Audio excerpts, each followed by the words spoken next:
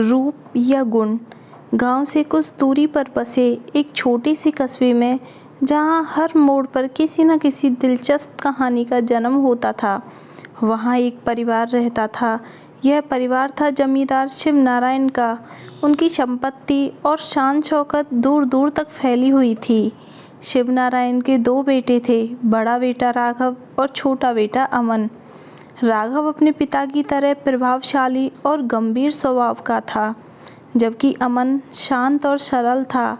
दोनों भाइयों में एक खास बंधन था, परंतु दोनों के जीवन के उद्देश्य और मार्ग अलग-अलग थे। शिवनारायण की दिली इच्छा थी कि उनका बड़ा बेटा राघव उनकी विरासत संभाले, और छोटे बेटे अमन के लिए उन्होंने एक व्यवसाय की योजना बना रखी थी। राघव की शादी काशी, एक अत्यंत सुंदर और सौम्य स्वभाव की लड़की से हुई थी। काशी अपनी सुंदरता के कारण गांव भर में प्रसिद्ध थी, लेकिन उसके स्वभाव की सादगी और नम्रता ने उसे और भी अधिक प्रिय बना दिया था। शादी के बाद राघव और काशी का जीवन सुखमय चल रहा था, परंतु कहानी में तब मोड़ आया जब राघव के मन में संदेह के बीज पनपने लगे। राघव अपनी पत्नी काशी की सुंदरता से इतना मोहित हो गया था कि धीरे धीरे वह उस पर अधिकार जताने लगा। उसे यह लगने लगा कि इतनी सुंदर पत्नी और हर कोई देखता होगा।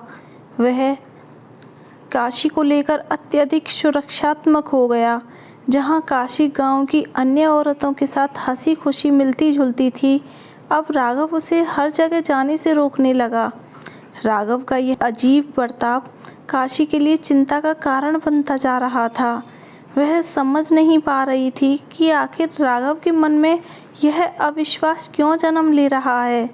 उसने कई बार समझाने की कोशिश की, लेकिन राघव ने उसकी बातों पर कभी भरोसा नहीं किया।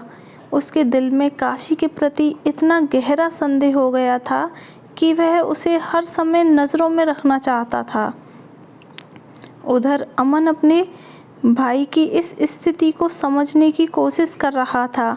उसे काशी पर पूरा विश्वास था और उसने काशी की मदद करने का निर्णय किया।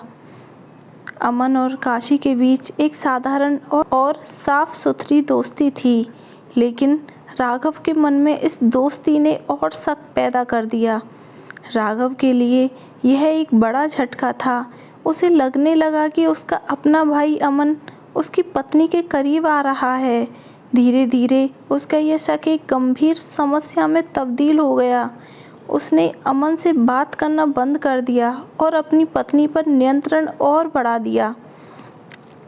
एक रात जब पूरा परिवार गहरी नींद में सो रहा था, तभी घर में एक अजीब हलचल मची। शिव नारायण की तिजोरी से सारे गहने और पैसे गायब हो गए थे। परिवार में अफरा तफरी मच गई। हर कोई इस चोरी से हैरान था। राघव को शक था कि इस चोरी में जरूर अमन और काशी का हाथ है। उसे लगता था कि दोनों ने मिलकर यह साजिश रची है। उसने बिना किसी सबूत के अमन और काशी पर इल्ज़ाम लगा दिया। काशी यह सब सुनकर टूट गई, जबकि अमन ने खुद को निर्दोष साबित करने की भरपूर कोशिश की। इस मामले को गांव की पंचायत में ले जाया गया। पंचायत ने राघव और अमन दोनों को अपनी बात रखने का मौका दिया। राघव ने गुस्से में आकर कहा, मुझे यकीन है कि अमन और काशी ने मिलकर यह चोरी की है। मैंने दोनों को कई बार एक साथ देखा है। मेरे घर में चोरी उसी के बाद हुई है। पंचायत ने इस मामले को गहराई से जांच करने का फैसला किया, लेकिन जैसे जैसे जांच आगे बढ़ी, वैसे वैसे सच्चाई का खुलासा होने लगा। जांच के दौरान एक नौकरानी ने पंचायत के सामने आकर गवाही दी। उसने बताया कि वह रात चोरी के वक्त उसने किसी को घर के बाहर जाते देखा था। उस व्यक्ति के हाव भाव से वह समझ गई कि वह परिवार का ही सदस्य था, लेकिन उसका चेहरा साफ नहीं दिखा। कई दिनों तक जांच चलती रही, लेकिन कोई ठोस सबूत नहीं मिला। इसी बीच अमन ने खुद पर लगे आरोपों को साबित करने के लिए पंचायत को एक सुझाव दिया। घर के सभी सदस्यों की संपत्ति और जेवरात की जांच की जाए। जो दोषी होगा वह सामने आ जाएगा।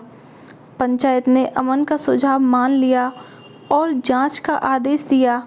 जांच के दौरान सबसे चौंकाने वाला खुलासा हुआ। चोरी करने वाला और कोई नहीं बल्कि खुद राघव था। राघव ने अपनी पत्नी और भाई पर शक करने के कारण यह योजना बनाई थी ताकि वह काशी और अमन को दोषी ठहरा सके।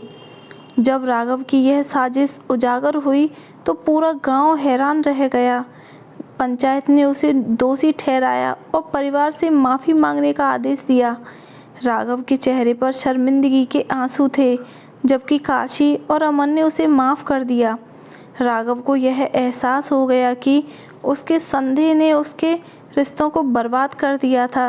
वह समझ चुका था कि रूप से ज़्यादा गुण की महत्वता होती है। उसने काशी और अमन से माफ़ी मांगी और परिवार ने एक बार फिर एकजुट होकर एक नया जीवन शुरू किया। यह कहानी हमें यह सिखाती है